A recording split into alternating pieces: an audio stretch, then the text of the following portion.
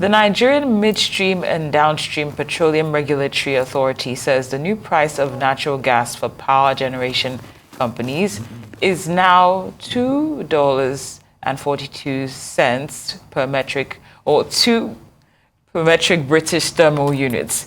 Now, the agency announced the new domestic base price and wholesale prices of natural gas for 2024 in a statement on Monday. The domestic base price is the minimum amount at which natural gas can be sold to the domestic market. The review, which is a raise from the previous rate, could lead to a tariff hike as Nigeria generates over 70% of its electricity from power plants that are powered by gas. The NMDPRA also pegged the cost of commercial gas up from the previous cost.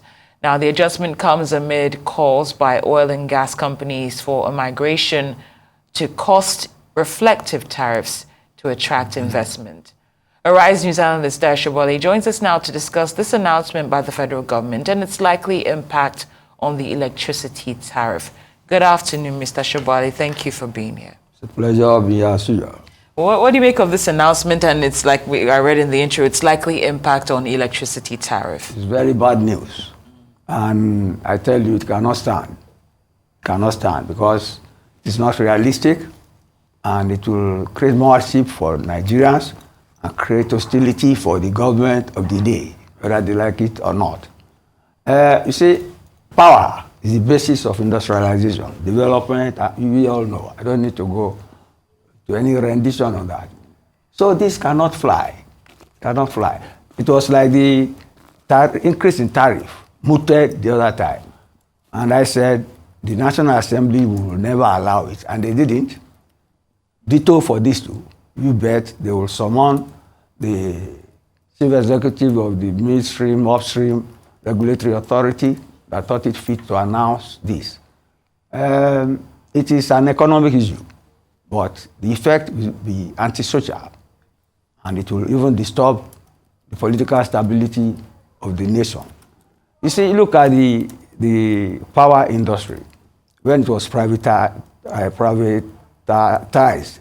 under the Obasanjo regime, in their reforms, in their various reforms. You see, you had GEMCOs, you had transmission companies, and you have DISCOs.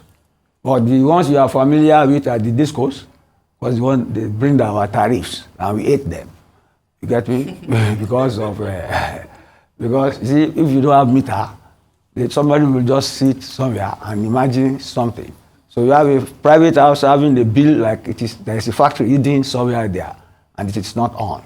Even now, of recent, the regulatory authority said that they should slash all bills. You get it? That where they don't have meters by a certain percentage to reflect reality. But then that is at the delivery customer service end. The GEMCOs are the source. They are the people who generate electricity, and they use gas. And now we have increased the price of gas by about 11%. It's not on.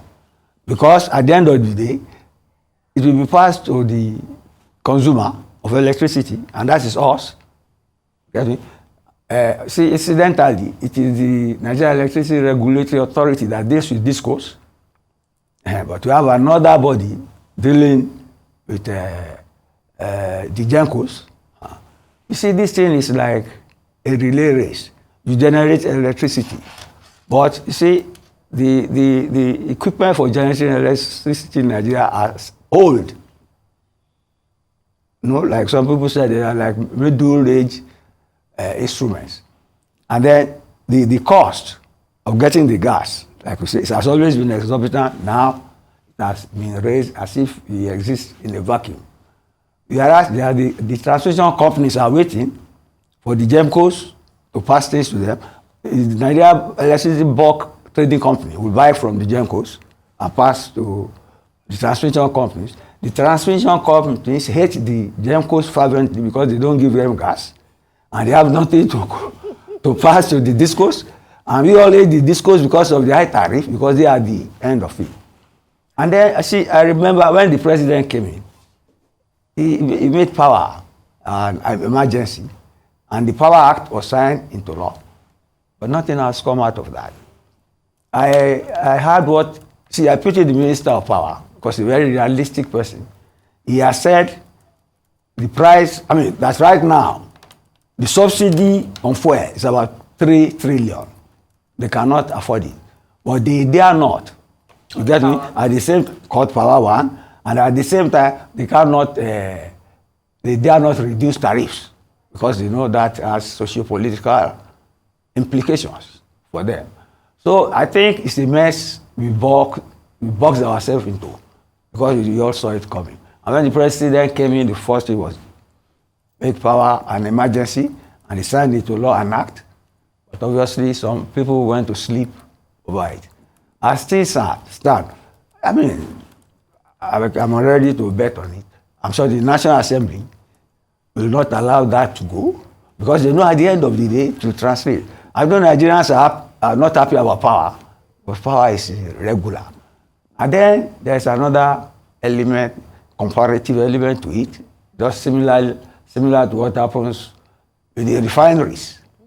You get me? And we're sending our oil for refinement overseas.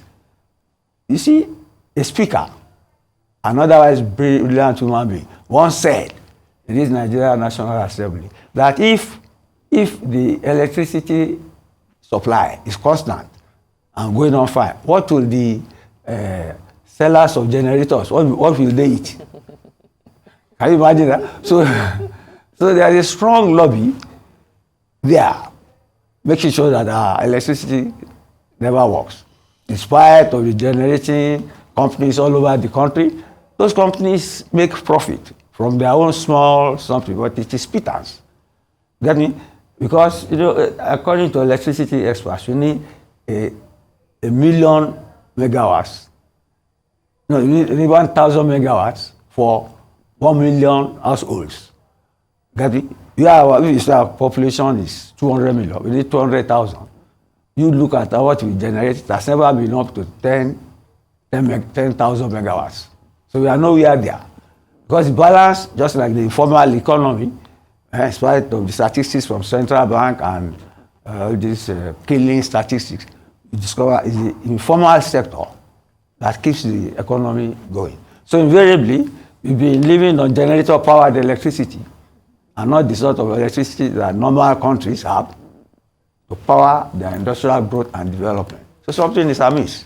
Something is certainly amiss, and thank you so much for painting this picture, very detailed picture of all of the moving pieces that are involved here.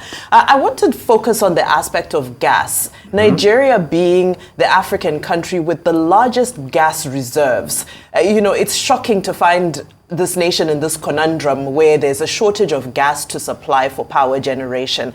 Over the years, various administrations have made commitments into securing investment for gas. There's always a focus on gas. Where are the lapses happening? Why do you think we're not making the commitment and we're not, allowing for development of this sector so that we can get the gas out, get the production where it needs to be? Because the gas is there. We have been paying lip service. See, the theory is clean and clear. If you have gas, you know how far you can go. If you have electricity, you know how far you can go. But we just say them. We don't actually act on it. Gas flaring is still going on.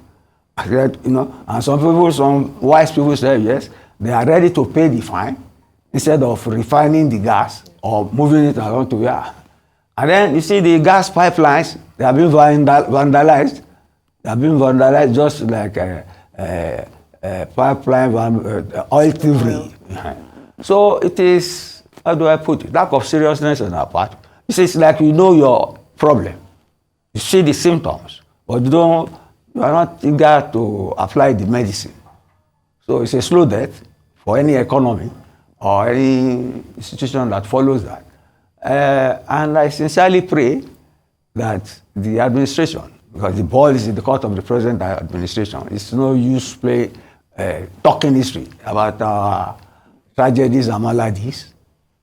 Point is, the buck stops on the table of the president of this country as at now. So I want him to do something urgently. Yes. Because no use that the National Assembly will stop this hike, just like they have always stopped the hike in tariffs for at the other end for the discourse. But that does not solve the problem. Yes. You made a very imperative point regarding the signing of the Power Act. Because I remember you were very elated about it. Yes. And since it's been signed into law and nothing has happened. Yes. What's the holdup? What do you think? What do you think this is intentional? The implementation? If you are in government, you intentionally hurt the people that are put in power. It's not done. It is abnormal, not intentional. Very, very abnormal. See, if you listen to the Minister of Power, you can see frustration creeping into the way he talks now. That you see, they cannot afford the subsidy, but you see, they have no choice. They have to put the subsidy there, or else we will not be in darkness. How this government can take that? If people get angry, no government can stop people. People really get angry and go to the streets. Nobody can. That's what happened in Senegal. Do you get me? So it is the interest of government to be responsive to the needs and wants of the people who put it into power. And getting power to use in your house, to use in industry, to use in schools, hospitals, is imperative. It is the responsibility of government to do that. So I wish them luck.